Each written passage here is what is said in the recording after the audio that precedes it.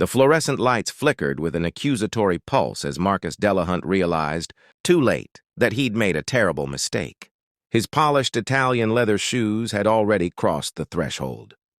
The gilded nameplate on the mahogany door downstairs read, M. Delahunt, CEO, but this door, the one he'd just walked through on the 42nd floor of the Delahunt Industries building, read something else entirely. Women's restroom.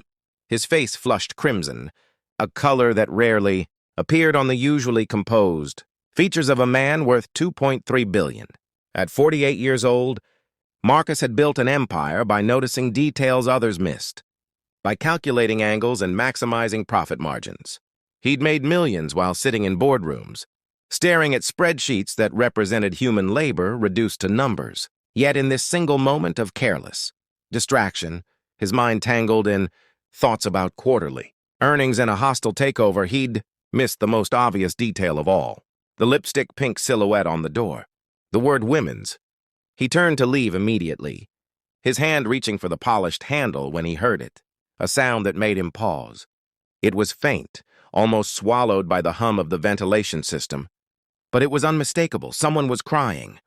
Not the polite, quickly composed tears of a professional who'd step into this bathroom to save face. This was something deeper.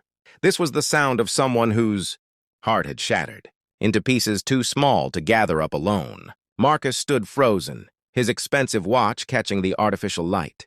He was a man trained to avoid discomfort, to delegate problems away, to let his layers of executives handle anything that resembled human messiness. He should leave. He would leave. He absolutely would, but he didn't. Hello? His voice sounded foreign in his own ears, refined and hesitant. Is everything all right? The crying stopped abruptly. Through the gap beneath one of the stall doors, Marcus could see worn sneakers, the kind that cost $30, not $300. They belonged to someone young, someone who worked in this building but not in the gleaming executive suites where people like him conducted business. Please leave, came a muffled voice, watery and embarrassed. I'm sorry, I needed a minute. Marcus should have left. Every fiber of his being, that had been trained by Harvard Business School, screamed at him to walk out and pretend this never happened. Instead, he did something he hadn't done in perhaps a decade. He sat down, right there on the cool tile floor, in his $7,000 suit. He sat down outside the bathroom stall like a man with nowhere else to be. I'm not going anywhere, he said simply. Not until you're ready. There was a long silence, then the sound of a toilet flushing, water running. The stall door creaked open, and out emerged a young woman who couldn't have been more than 25. Her name tag read, Jenny Data Entry, and her eyes were swollen and red, her face blotchy with the evidence of profound distress. When she saw Marcus sitting on the floor, her jaw dropped. Oh my God, she whispered. Oh my God, you're Mr. Delahunt. I'm so sorry. I didn't know anyone was... She started crying again, more from embarrassment than sorrow now. Jenny, Marcus said, rising to his feet and handing her a tissue from the dispenser, with the same gentleness he'd rarely extended to anyone. Sit with me for a moment. In the waiting area, I mean, if you want to. She followed him numbly, and they sat in the small lounge adjoining the restroom. Jenny's hands trembled as she gripped the tissue, her eyes fixed on her feet. I'm losing my apartment, she finally said, the words tumbling out like she'd been waiting for permission to speak them into existence. My mom got sick and the medical bills. I've been working here for 3 years. I thought I was doing okay. I thought I was going to make it. But the landlord gave me notice yesterday, 28 days before I'm on the street. I have a 7-year-old daughter, Mr. Delahunt. I have a little girl who asks me why we can't afford the color pencils at the dollar store. Marcus listened. Truly listened, something he realized he almost never did.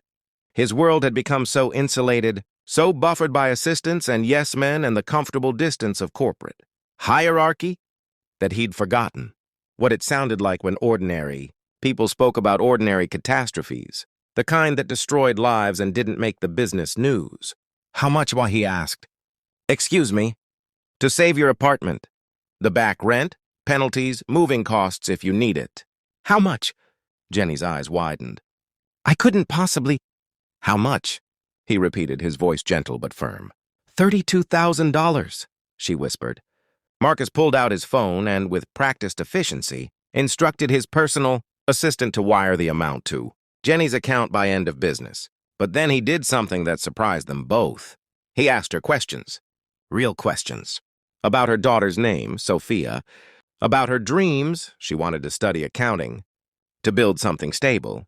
About what she needed beyond money. And Jenny, with the caution of someone trained by poverty to expect cruelty, slowly began to trust. When they left the restroom together an hour later, Marcus had not just cut a check.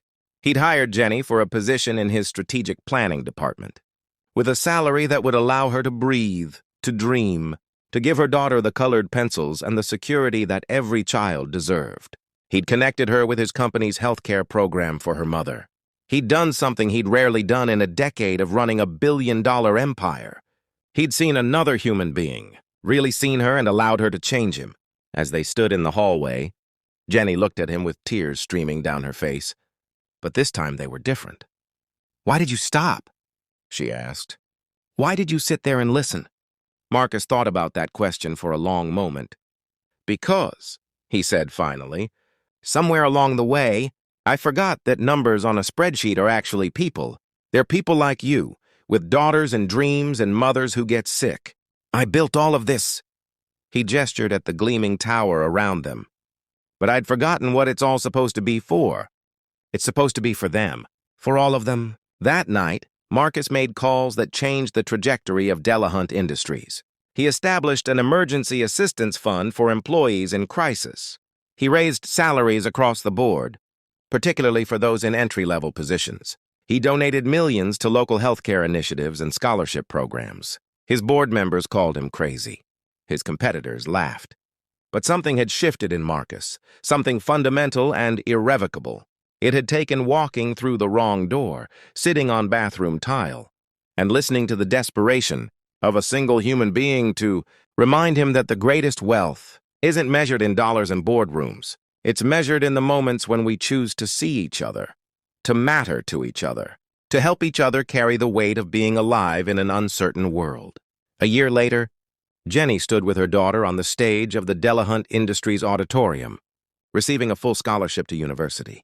Sophia clutched her mother's hand and smiled, surrounded by hundreds of other recipients, whose lives had been transformed by one man's choice to stop, walking past human suffering. And Marcus, sitting in the front row, finally understood what it meant to be truly rich.